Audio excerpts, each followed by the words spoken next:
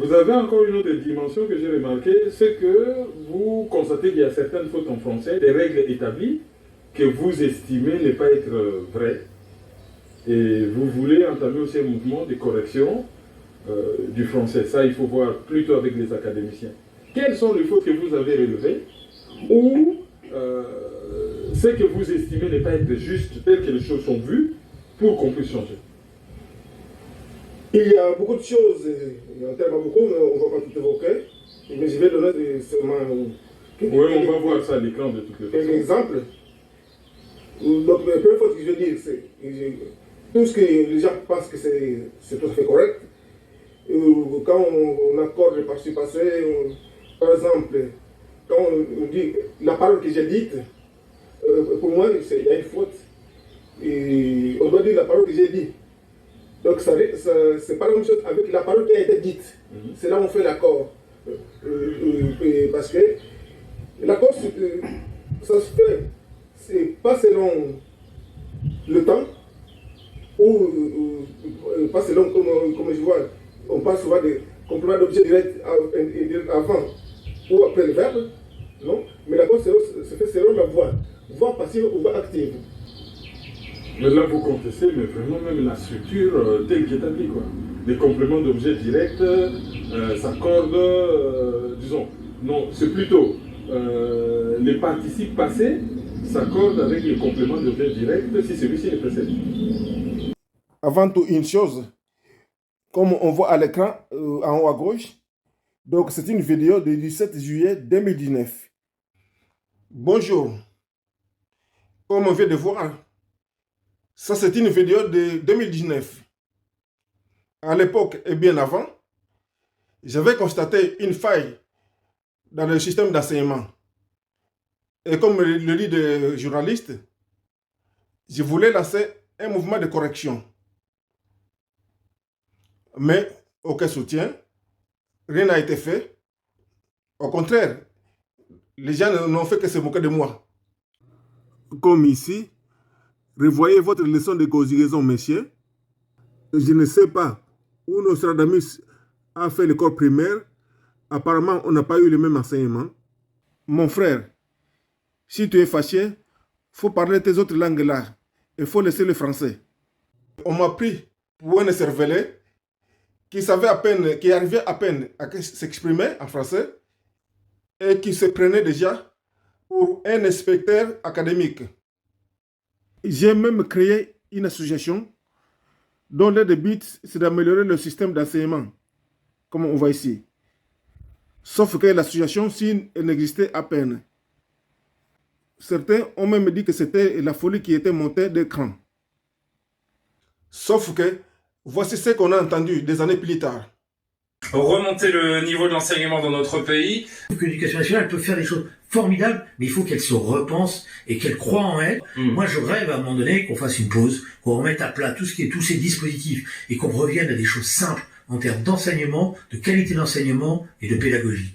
Monsieur Ndiaye, c'est un intellectuel. C'est peut-être même un grand intellectuel. Moi, j'aimerais savoir, est-ce qu'il est compétent pour remettre les maths dans le tronc commun de l'éducation nationale? Est-ce qu'il est compétent pour mettre les enseignants et les corps de l'éducation nationale au service de l'élévation du niveau de nos élèves qui est en recul très important? Sans oublier que pendant la campagne électorale 2022, au moins 3 candidats ont évoqué le même sujet. Mais maintenant qu'on a constaté les dégâts, il ne suffira pas d'embaucher davantage de profs, ni même un gros salaire pour régler le problème. Parce que ce qui fait défaut, ce n'est pas des gens ayant fait de grandes études qui, eux, ne feront que répéter les erreurs qu'ils ont appris, qu'on les a enseignées. Genre, ce qu'on voit sur les réseaux sociaux. Attention, si le verbe est conjugué avec l'auxiliaire avoir, mais qu'il y a un COD avant ce verbe, le participe passé s'accorde avec ce COD. Il va donc falloir d'abord un savant, non pardon, un fou ou un cervelet pour corriger les fautes qui se trouvent dans le manuel d'enseignement et trouver de nouvelles méthodes pédagogiques. Parce que l'eau est polluée depuis la source. Il faut donc l'assainir avant de la distribuer.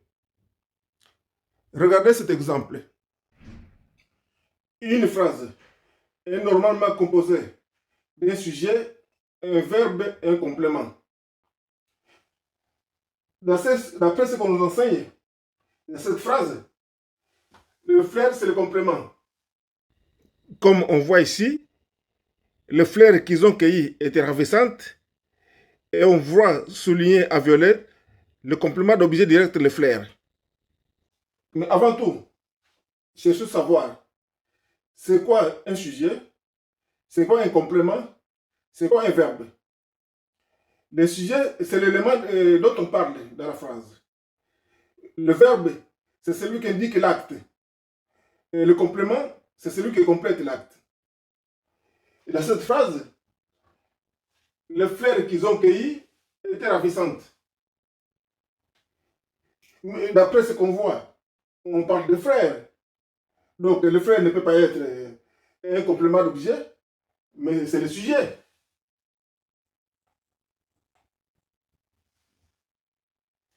Et d'après moi, ravissante, c'est le complément. Et ça, c'est le verbe.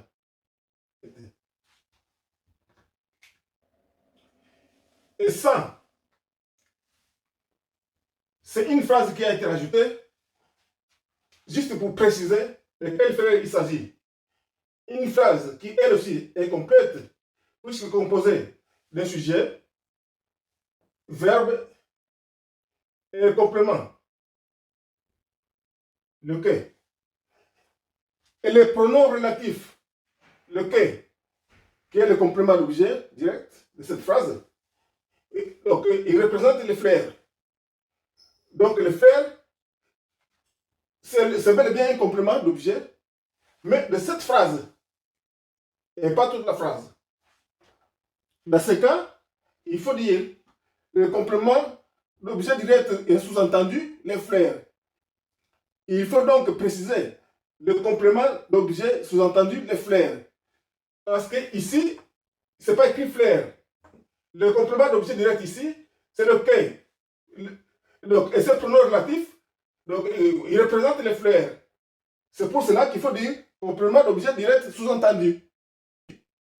Parce qu'en disant que le complément d'objet direct, les frères, on désigne le frère en tant que complément de toute la phrase. Et de toute façon, c'est ça qu'on enseigne. Alors que le frère, c'est le sujet. Et cette phrase elle-même, comme je l'ai dit auparavant, c'est une phrase complète, vu que composée de sujet, verbe et complément, mais qui elle aussi fait partie du sujet. Parce qu'on parle des fleurs qu'ils ont cueillis. Donc, tout ça, c'est le sujet. Une chose qui pourrait aider à mieux comprendre encore. Donc, ça, c'est juste une phrase accessoire. Parce que le vrai message est le fleur était ravissante. Donc, je dis accessoire parce qu'on peut s'en passer.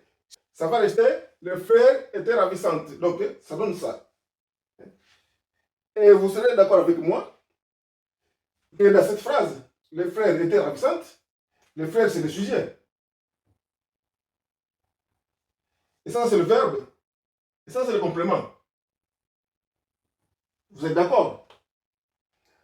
Maintenant, on va me dire que le fait d'avoir précisé de quel frère il s'agit, en ajoutant ça, donc le frère, ça c'est d'être un sujet pour devenir un complément.